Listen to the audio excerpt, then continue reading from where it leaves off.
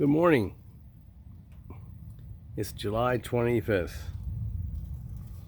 And I was out here gobbling down some very delicious Smith figs. I've got a lot of ripe figs here. Then I thought, well, maybe I'll get it on video for a few minutes. And my trees need watering, so I was going to demonstrate a little something that I do. Let's see here. With regards to watering my figs and providing nutrition to my figs, these are my rain barrels. And I've got a little system here where whenever it rains, pure water comes off the roof. It's just pure water right off the top of that plastic.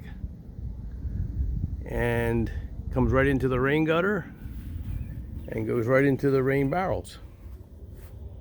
And I'm always provided with sufficient amount of water. Very rarely have I ever really run out to where I have to use the faucet water with chlorine. Let's see. All right. Let's go over here. Today I'm going to just show a little technique that I use constantly. And it has to do with compost. It has to do with composted tea. But it's not just house compost. I also use well-composted horse manure. You can use any kind of well-composted manure. This happens to be 100% house compost. Today, that's what I'm giving them. And you can see eggshells. My wife has a container that she keeps in the kitchen, winter and summer. It's just a little container with a lid. She puts in chopped broccoli or the ends of the zucchini or banana peels or, oh gosh, just so many different items that are regular household items that can go into the compost container every single day. And you put it out here in a container, put a lid on it, and it will rot, not rot, but actually cure, I call it, into a beautiful, beautiful, very, very nutritious compost that you can then add to your water, and like so. And you don't want to overdo this when you're making tea. That's plenty. Put that in there. I'm just using this for demonstration purposes. You stir it up and I let it ferment. I've got different buckets and you can let it ferment for one day, but you don't have to. It's not necessary. It changes a different color if you let it ferment a little while. Still, all the nutrition is there. And you can see, you want to get a consistency where it is not too rich, but sort of like tea. Let's see. And once you've got that consistency, and not too much, remember, because you're going to do this every day if you want to, or several times a week, or not at all, or once a week. It's up to you. But I do it regularly. And usually I don't put quite as much. I would keep it a little bit like this one. But for demonstration purposes, I'm showing. Then all you need to do is water your figs. Just like you would water them ordinarily.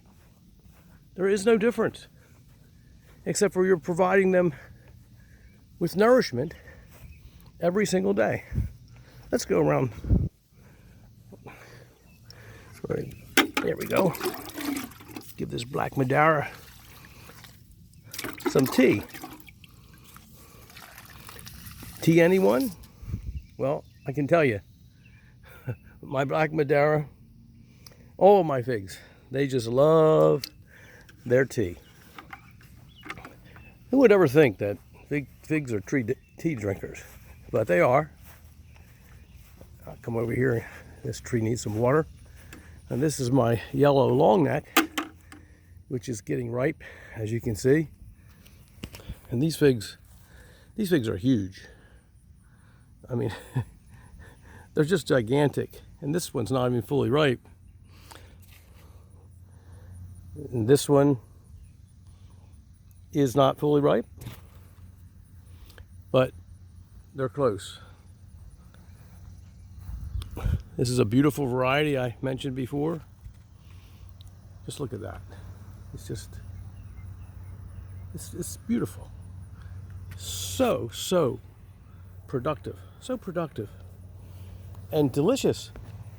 This is another honey fig that not too many people grow, but I can tell you,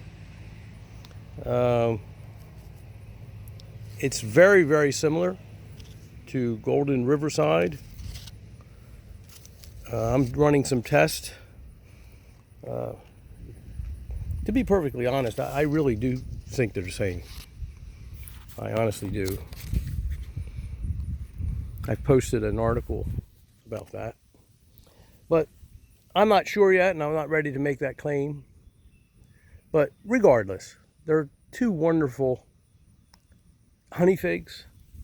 Honey figs aren't always touted as being the best, but some of them are at the top of the list. In fact, I believe Ben of Seattle named the #1 fig out of all of the figs that he grows, several hundred varieties. He named Golden Riverside, which is now called Golden Rainbow, as the #1 fig. And he had a panel of fig enthusiasts, experienced fig enthusiasts there, and they all agreed that it was the #1. So, as I mentioned before, I love all figs, and I'm going to continue that philosophy. If it's good, I'm going to eat it.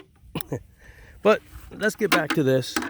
This is an important technique, I think, for providing constant nutrition to thirsty fig trees that need a lot of nutrition if you want them to produce like this tree is producing.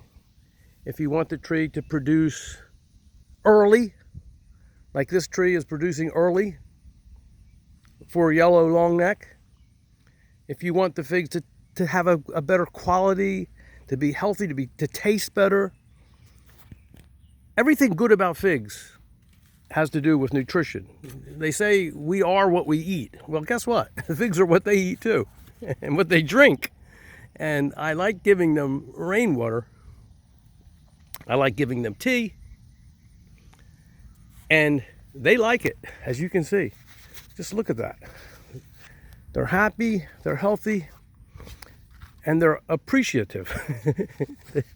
They are happy and they are vibrant. And they reward me for rewarding them. I treat them well. I love my figs, and my figs love me back. So with that, it is a beautiful, lovely day. Soon we'll be in August. Just 6 more days. It's a little hard to accept that the summer's rolling by, but there's still plenty of figs to be picked and plenty of good weather to be enjoyed. I hope everyone's enjoying their summer. Thank you for visiting. Have a wonderful day.